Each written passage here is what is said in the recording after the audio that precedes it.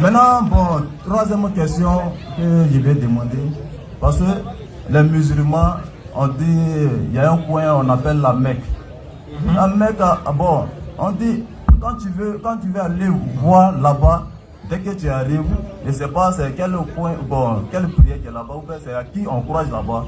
Maintenant, bon, c'est ça, il veut savoir. Mais la personne quitte, quand la personne quitte là-bas pour venir, il y a une cérémonie, tous les mois sont là, on le touche, on dit c'est les bénédictions.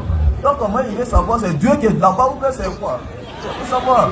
Il faut connaître tout, hein. Tu as raison, tu poses les bonnes questions. Oh, ouais. Voilà, sauf que les gens n'ont pas encore compris. Sinon, tu poses les très bonnes questions. Voilà. La question que tu poses là. La question que tu poses. Oui. Il y a qui à la Mecque là-bas? Oui, bon. Et puis nous tous on s'en va là-bas. Voilà. Bon, nous on est partis là-bas l'année passée là. Nous on est partis. Par la grâce de Dieu, nous on est partis. On est partis voir aussi. On voulait voir c'est qui est là-bas même. Parce qu'il y a des gens qui disent que maison noire là, il y a deux gros serpents qui sont dedans. C'est la eux on s'en a adoré. Moi j'avais vu serpents, on met dans la maison, ils sont vivants depuis 1400 ans. Justement. J'ai pensé c'est quel serpent qui est vivant depuis 1400 ans.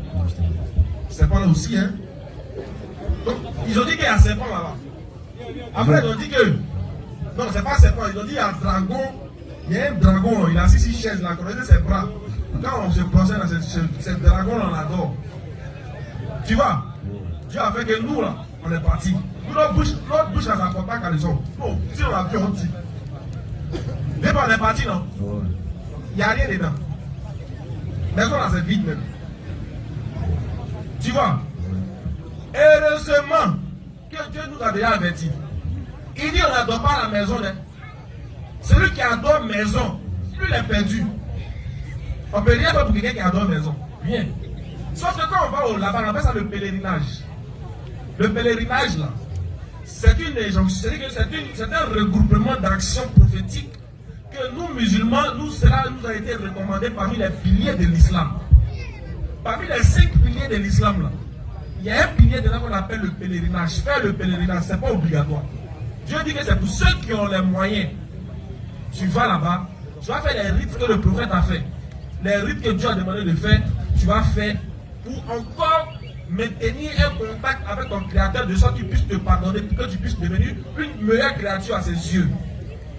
Le prophète Muhammad sallallahu alayhi wa sallam dit: celui qui a accompli un pèlerinage parfait, bien dans l'honnêteté, dans la crainte d'Allah, dans la spiritualité totale, là. Quand il finit de faire le pèlerinage comme ça, là, il meurt net là, il va au paradis. Celui qui a accompli un bon pèlerinage, il n'a de place que le paradis. Tu vois? Voilà pourquoi quand tu vas c'est comme si tu partais dans une retraite spirituelle. Quelqu'un qui s'en va s'éloigner dans une retraite spirituelle, il s'en va gêner pendant des jours, et il revient là, il revient pur. Il revient dans toute sa spiritualité. Voilà. Par exemple, un tel personnage, même souvent les hommes de Dieu, souvent ils se retirent un peu de la ville, ils se retirent un peu du monde. Ils vont s'isoler quelque part et puis ils font des jeûnes. Ils vont se consacrer à Dieu. Quand ils reviennent, les paroles qu'ils professent sur toi, c'est des paroles de bénédiction parce que c'est des gars qui sont considérés comme des purs. Parce qu'ils sont partis faire quelque chose d'une hauteur spirituelle. La spiritualité de cette chose est une grandeur nature que quand ils prononcent une parole, ça a de l'effet sur toi. Voilà pourquoi quand on voit les gens quitter au pèlerinage, vu que ce qu'ils sont partis faire là, c'est une chose que Dieu a recommandé. Et on dit que celui qui a bien fait là, lui là, toutes les bénédictions qu'il dit sur toi là, Dieu accepte. C'est comme un nouveau-né. Voilà pourquoi quand ils viennent, les gens organisent des cérémonies et puis on les invite, on les félicite comme des gens qui sont quittés. Qui sont fait, par exemple, quelqu'un qui va dire passer un concours et puis il revient, tu le félicites parce qu'il est revenu avec une victoire. Donc on les honore, on les félicite, on les fête. Tu vois? Et on demande à ce qu'ils prient pour nous, ils disent des bénédictions pour nous, pour que Dieu réalise ça. C'est tout, hein. Ça parce qu'ils sont Dieu, ça n'a rien à voir. C'est comme des gars qui sont allés dans une retraite spirituelle, quand ils reviennent, les bénédictions sont acceptées de Dieu. Parce que là-bas, on jeûne, on prie, nuit et jour, on prie, nuit et jour. Tu pries, si quand tu tombes malade, tu vas prier, et puis c'est chic façon. Il faut te convertir, tu vas partir là. Donc tu vois que là-bas, et puis c'est un lieu où tous les musulmans du monde se réunissent. Mon frère, si tu vas là-bas, c'est là que tu vas voir que l'islam là, c'est vrai. Quand on parle de l'islam est une religion universelle, sans discrimination raciale, c'est là-bas que tu vas voir. le blanc, le noir, le chinois, l'asiatique, l'européen, l'africain, tout le monde est réuni là-bas pour adorer un seul Dieu, dans une même langue, dans une même direction, avec une même intention, le pardon de ses péchés et l'obtention du paradis. C'est ça qu'on appelle le pèlerinage. Ça, c'est un islam seul qui peut trouver ça. Tu vois, quand on est parti, moi et mon père, on a bien profité de ça. Quand on est revenu aussi, les gens nous ont félicités, ils ont voulu qu'on dise des bénédictions sur eux et que Dieu réalise ça. C'est tout. C'est le plus grand lieu de rassemblement pour l'adoration de l'éternel Dieu sur la terre. Le plus grand lieu d'adoration, de rassemblement de l'éternel, devant l'éternel sur la terre. Ici, c'est la Mecque. C'est là-bas que nous sommes allés faire le pèlerinage. Vous êtes chrétiens, n'est-ce pas? Et ça, vous savez que nous, on a vu là où Ibrahim, le père de la foi Abraham dans la Bible, où il allait déposer son fils Ismaël, là. On nous a dit, c'était ici. Quand tu vois ça de tes propres yeux comme ça, tu as lâché les poules. On dit, c'est ici Abraham a déposé Agar. Agar a dit, elle a couru, elle est allée là-bas, elle est revenue. On appelle ça Safan Marwa. Et on a fait les mêmes rites là. On a vu la maison antique là. On dit, c'est Abraham qui a reconstruit cette maison là. Le père Abraham, oui. Voici les empreintes d'Abraham. Voilà les rites, voilà. Et on a vu tout ça. Et on est allé encore dans un endroit où on dit, c'est ici là. Abraham devait immoler son fils Ismaël là. Mais tout ça est dans la Bible, non? Ça est dans le Coran, non? Mais si toi tu as vu dans la Bible et que tu allais voir ça de tes propres yeux là, tu vois ce que tu ressens? Et le puits là, il faut lui parler du puits là. Le puits qui est dans la Bible là, où on dit l'ange est descendu pour creuser le puits, pour que Ismaël puisse boire là. On a vu ça. Comment on a bu l'eau là, on appelle ça Zamzam. Ah, on a bu ça. Donc nous on n'a pas besoin de miracle même. Faut boire l'eau là, c'est fini. C'est fini, Voilà, c'est ça. Si tu viens là, tu vas goûter l'eau là. Est-ce que tu viens dire, on prie pour toi, Dieu va t'envoyer, tu vas goûter l'eau là. Et il y a dans la Raouda, il y a une partie à Médine, dans la mosquée du prophète Salam, quand tu rentres là-bas, il est enseigné que ici là, tous ceux qui ont eu la chance de venir faire deux rakats seulement, c'est comme si tu es en train de prier dans le paradis. C'est-à-dire, chez nous même, on n'a pas besoin de dire que Jésus est mort. Paradis là, c'est la même. Tu as vu que c'est ça qu'on appelle, il faut venir, tu venir. Ah, tu récites si t'es mort, c'est pas bon. Donc. Merci beaucoup. Il y a quatrième question. Bon, alors, Franck arrive, il vient un peu. Allons-y. Bon, quatrième question qu'il doit poser, qu'il ne comprend pas quelque chose de ça. Parce que on dit musulman, il ne mange pas Gifa. C'est quoi on appelle Gifa? Il ne mange pas Gifa là. Parce que quand tu vas manger un animal, on doit tuer d'abord. Hein? Maintenant, bon, il y a d'autres personnes qui ont dit Gifa, l'animal meurt comme ça, ou bien piège attrape, ça meurt comme ça. Si le sang n'est pas sorti, il refuse pour manger. Pourquoi? Franck, oui. C'est dans cela qu'on t'appelle. Tu sais, comme l'islam là, c'est pas une religion désordonnée là. Tout est minutieusement calculé. Même la viande, c'est-à-dire qu'on a immolé un animal là, le sang qui sort là, ça sort avec tous les microbes, tout ce qui est venu dans son corps, ça sort. Et un animal qui est immolé et que le sang est accoulé, sa viande peut être conservée plus que celui qui n'a pas été immolé. Et ça, c'est scientifiquement prouvé. Et ça, tu comprends un peu. Donc, quand on immole, et on immole au nom d'Allah, qui a créé l'animal là, c'est à son nom qu'on l'immole. Et puis maintenant, on la mange, c'est pur. L'animal devient licite maintenant, autorisé devant Dieu. Tu comprends? Voilà. C'est pourquoi l'Éternel Dieu nous interdit de manger le porc. Regarde par exemple, porc là. Même si on a égorgé porc là, musulman, on ne mange pas ça. Parce que quoi, il est déjà impur à la base. Le mouton, le bœuf, tous ces animaux qui sont autorisés, on doit l'immoler d'abord. Pourquoi? Celui qui a créé l'animal là, et celui qui marque. Pourquoi par exemple, quand le docteur te dit de prendre un médicament, on te dit qu'il faut lire notice là d'abord. Pourquoi tu ne vas pas boire un médicament là comme ça? Tu dois lire notice d'abord. On dit 2 matin, 2 midi, 2 le soir. Mais pourquoi tu dois lire la notice? C'est parce que celui qui a fabriqué le médicament là, il sait pourquoi il a mis ça pour ton bien à toi. Celui aussi qui a créé l'animal là, il dit, moi c'est moi qui ai créé, non? Il faut égorger. Voilà, c'est pour rendre l'animal pur aux yeux de Dieu. Et puis par exemple, quand tu veux manger une banane pour eux là, tu enlèves la peau, mais tu n'enlèves pas. Bien sûr qu'il enlève la peau. Il faut parler dans le micro là. On enlève la peau. Pourquoi tu enlèves la peau? Pourquoi tu enlèves la peau? Pourquoi tu enlèves la peau? Non, la peau, on ne peut pas manger la peau. Ah, pas la peau, non. Voilà, donc l'animal aussi, on ne le mange pas sans l'avoir égorgé. Surat 5, verset 3. Vas-y, frère. Vous sont interdits la bête trouvée morte. On dit, vous, c'est Dieu qui nous l'a interdit. Vous sont interdits la bête trouvée morte. Tu viens comme ça, tu vois un animal, il est mort. Piège attrapé, il est déjà mort. Tu es là, tu sais pas si c'est Jim qui l'a tué ou tu sais pas, tu viens, toi tu vas dire, ah, bonne viande, tu prends, tu manges, c'est interdit. Peut-être c'est poison, il a Peut-être que mangé. c'est poison, même il a mangé. Tu dois te manger aussi, tu seras contaminé par le poison. Vas-y. Vous sont interdits la bête trouvée morte, Oui, le sang, le sang, la chair des porcs, la chair des porcs, tous ceux qui mangent l'herbe, c'est interdit. Oh. Et alors que là, ils ne mangent pas porc, mais ils boivent sauce de porc là, c'est pas bon. Ah, les frères, encore c'est des mois. Ismaël a un ami là, on le voit, il est en train de manger porc. Attends, dit, tiens, toi tu es converti, non? Tu manges quoi là? Il dit, ah, moi, je croyais que c'était une crocodile de mer. Ah. Lui, il voit porc, il dit que c'est tortue de mer, tortue Crocodile de de mer. mer. D'autres aussi, il dit que non, c'est côte de bœuf. C'est ça qu'elle a là. Ok, mangez. Non, vas-y frère. la chair des porcs. La chair des porcs. C'est sur quoi on a invoqué un autre nom. C'est-à-dire qu'un animal sur lequel on a invoqué un autre nom que celui de Dieu. C'est-à-dire que tu viens voir par exemple un féticheur, il vient y tuer un animal au nom des angmetons. Et puis toi tu viens dire non, c'est interdit pour les musulmans. Ils ne mangent pas ça. Vas-y. C'est sur quoi on a invoqué un autre nom Oui. que celui d'Allah. Non.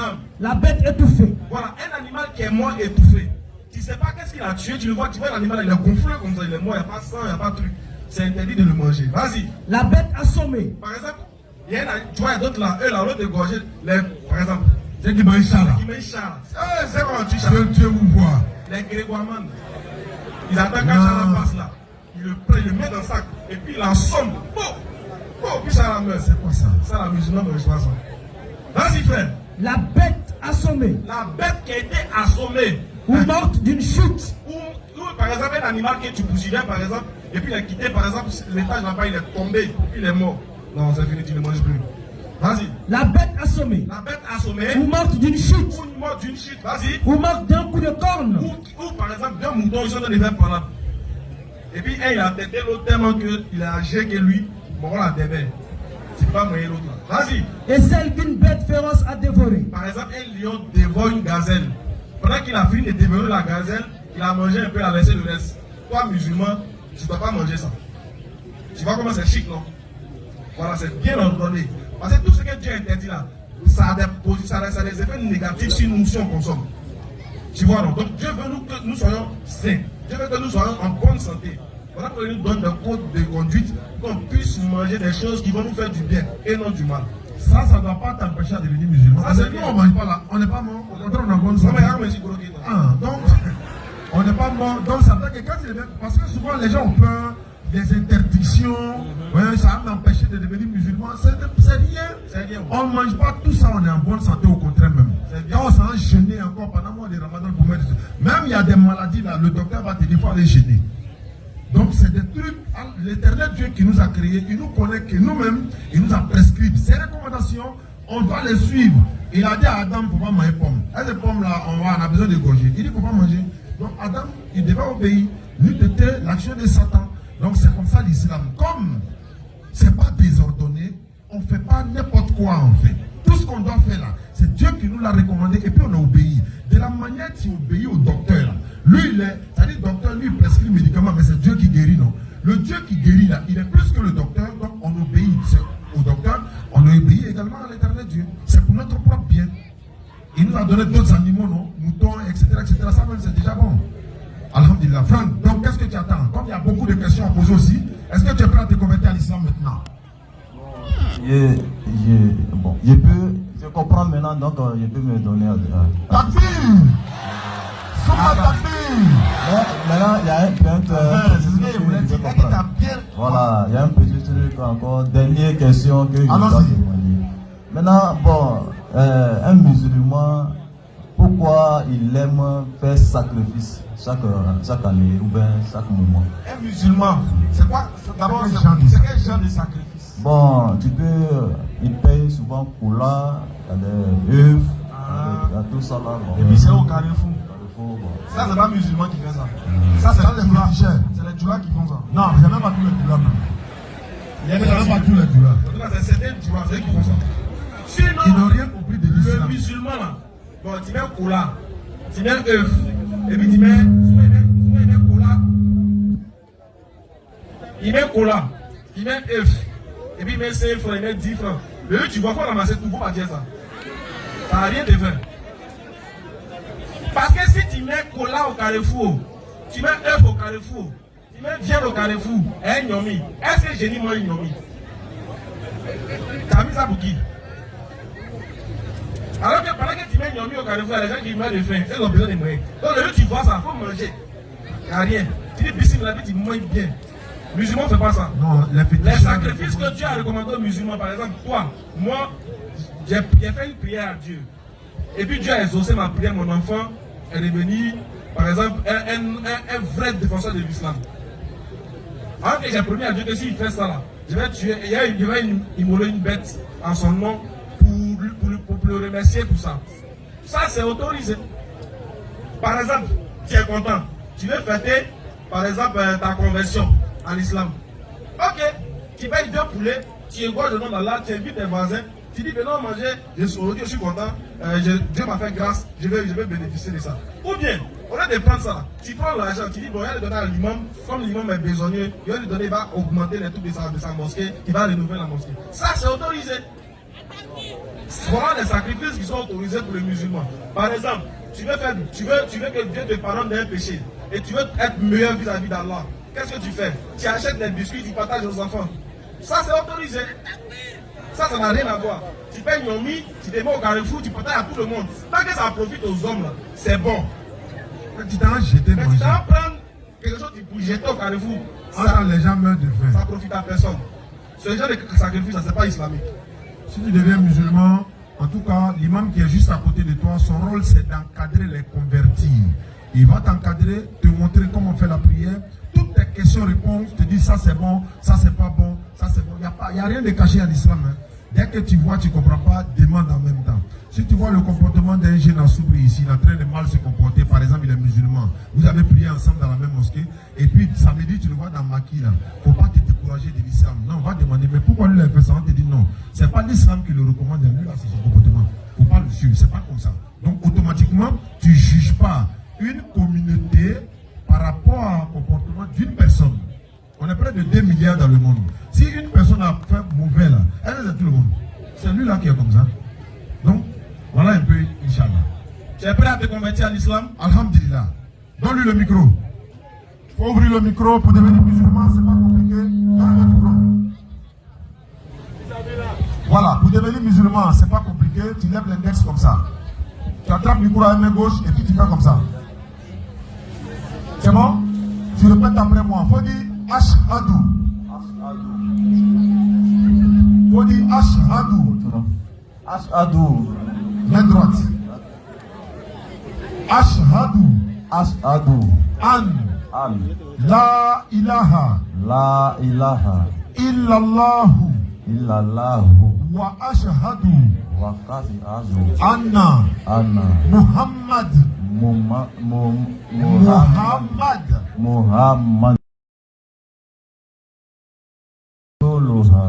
n'y a pas un autre Dieu sauf Allah. Il n'y a pas un autre Dieu sauf Allah. Et Mohamed est son messager. Et Mohamed est son messager. Jésus-Christ est son messager. Jésus-Christ est son messager. Takbir!